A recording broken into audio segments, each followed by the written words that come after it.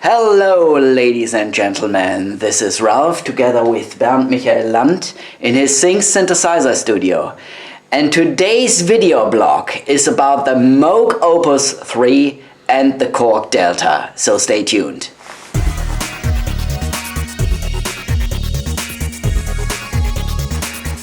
Alright, a few weeks ago, Bernie and I did a video blog about a synthesizer challenge. We took a tour through his entire studio and we were filming all the old analog synthesizers and keyboards. And we were asking you guys to select the synthesizer or keyboard you wanted to see. And you have chosen the Moog Opus 3. But we want to push it a little bit further. We want to cover its direct competitor, the Korg Delta, as well. So get ready for a ride. And by the way, this show is bilingual again. Bernie is going to talk in German and I will be trying to translate everything into English on the fly. So get ready. Alright Bernie, so take it away. Ja, hallo. Der Opus 3 hat 3 Sektionen, Strings, Orgel und Brass, wobei das eigentlich weniger Bläser ist, sondern mehr die Synthi-Sektion. Die geht auch hier ins VCF rein, ins Filter. Und hier ist das typische klassische 24 dB Moog Kaskadenfilter drin, und was ihn dann doch ganz außergewöhnlich macht. Der Opus 3 kam 1980 in die Läden in Deutschland, 81 zum ersten Mal präsentiert auf der Musikmesse als Multi-Keyboard. Alright, the Moog Opus 3 is a keyboard that contains a string section, an organ section and a brass section. And actually the brass section is the synthesizer section that you can run through the typical Moog filter, 24 dB filter. And it was produced in 1980 and it was launched, I think, here in Europe in 1981. Okay, Bernie, continue. Ja. So what you are about to hear now is the dry signal coming out of the Moog Opus 3. Bernie, okay. Ja, die String-Sektion hat hier einen eigenen Filter, der auch als Equalizer arbeitet, hier in der Position. Und High- und Low-Pass. Die Strings können Diffuslagen 8, 4 oder beides eingestellt werden und können hier auf den Chorus gemischt werden. Der Chorus klingt wunderbar, kann auf schnell und langsam, hier die Tiefe und die Einschwingzeit vom Chorus eingestellt werden. Zusätzlich haben wir hier noch ein LFO für ein Vibrato. Auch hier die Einschwingzeit, die kurioserweise Delay heißt statt Attack. Und das Ganze kommt dann hier hinten an und kann über die Stereobuchsen auf links oder rechts gemischt werden. Das ist hier praktisch die Chorus-String-Sektion. Okay, so the Moog Opus 3, we start with the string section first. Here. You have the octave switch, both octaves. Then you have a typical Moog filter. You have low pass, high pass, and then the band pass is actually an equalizer. So the whole thing you can run through a chorus.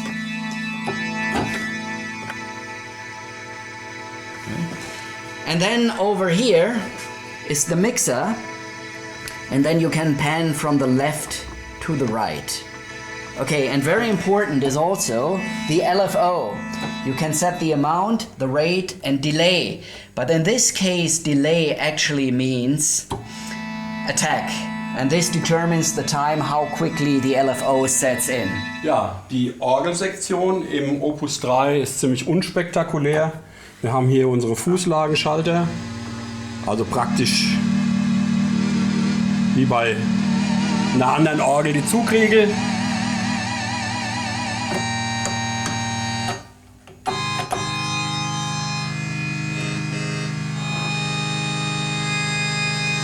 Und das Ganze wird dann hier hinten auch wieder über den Panoramaregler nach links und rechts verteilt, die Lautstärke.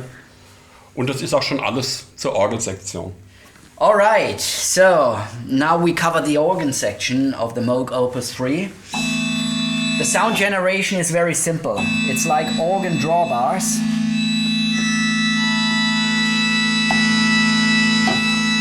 And this is actually an equalizer. You can set the tone of the organ.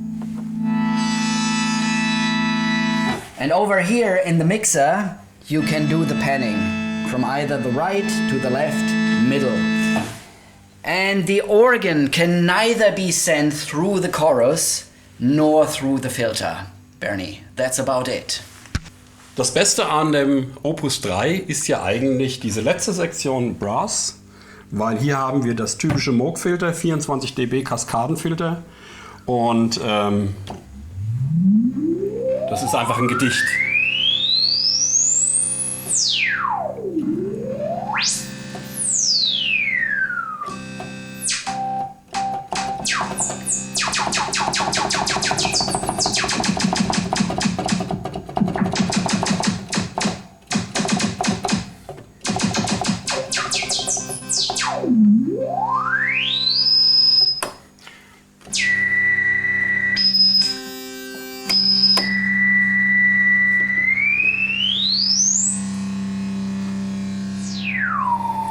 Auch die Brass-Sektion lässt sich dann, oder Synthi-Sektion lässt sich dann hier hinten im Mixer mit links oder rechts im Panorama verteilen und mit den anderen beiden Sektionen mischen. Und das war's auch schon hier dazu. Alright, and now we cover the most interesting section of the Moog Opus 3, and this is actually the brass section, because the brass section can be sent through the typical 24 dB Moog filter, transistor ladder filter. And this actually has the typical Moog sound. Listen.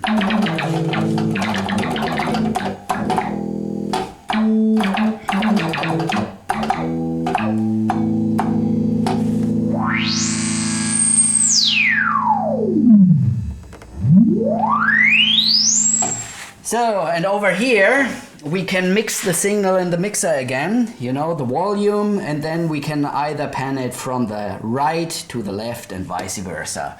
And that's about it. So, jetzt noch mal ganz kurz alle drei Sektionen zusammen. Das klingt dann so, ohne Effekte, trocken.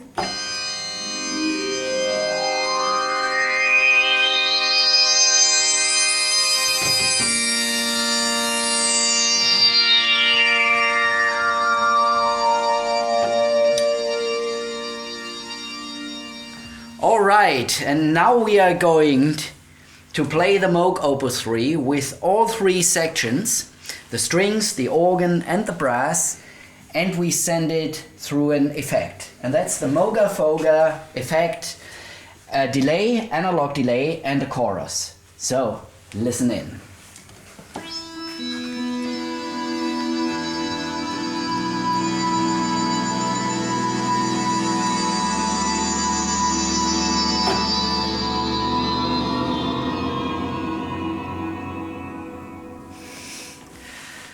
So when you add an effect, this machine really excels.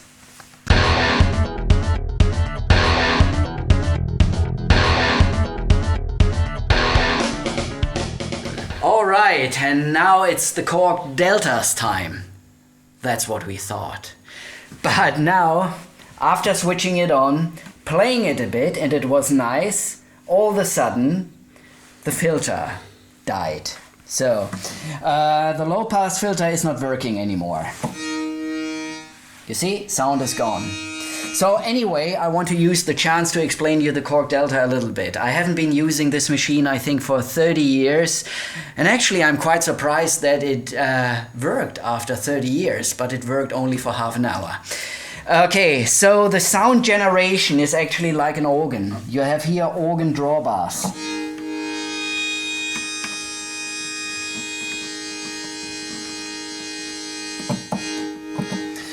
Then you have an LFO, and the LFO you can set to the joystick.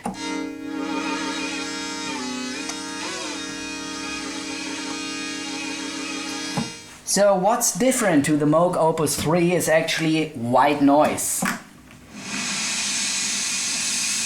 So, since you do not have the filter right now, the sound of the white noise sounds a little bit boring. Okay, but In comparison to the Moog Opus 3, you have a full ADSR. Yeah, attack, decay, sustain, release.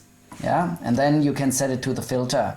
And the filter, usually you can switch between a bandpass filter and a low pass filter. I've set it to bandpass now, because if I switch it to low pass, it's dead. Almost dead. Okay, but what is really nice is the strings section of the Korg Delta.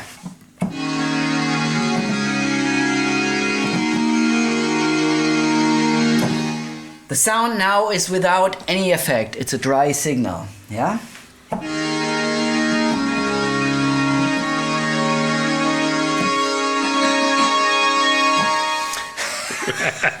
They crack a little bit, the buttons. Okay, remember, 30 years I haven't been using this machine. Okay, but the string sound is really surprisingly good once you add an effect. So once again we are using the Mooga delay, analog delay and the chorus. And now listen.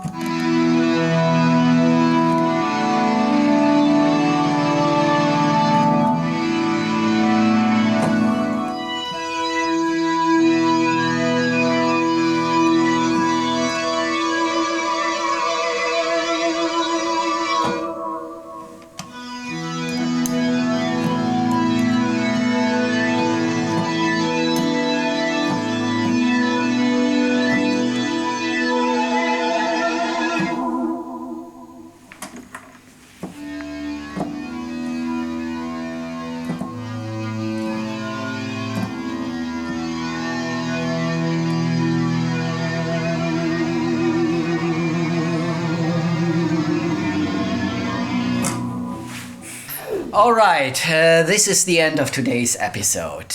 And unfortunately, the Korg Delta died during our video session. So this actually my mood has been pulled down a little bit. Bernie is telling me that's the punishment that I haven't been using this machine for the last 30 years. Well, I'm sorry, Korg Delta. I won't do this again. Anyway, so I hope you got an idea about the Moog Opus 3 and its direct competitor, the Korg Delta. If you enjoyed today's video blog, then we would kindly ask you to give us a thumbs up.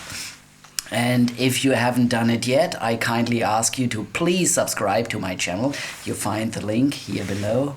And on this side, I have put the link to a playlist of previous video blogs that I have done together with Bernd Michael Land.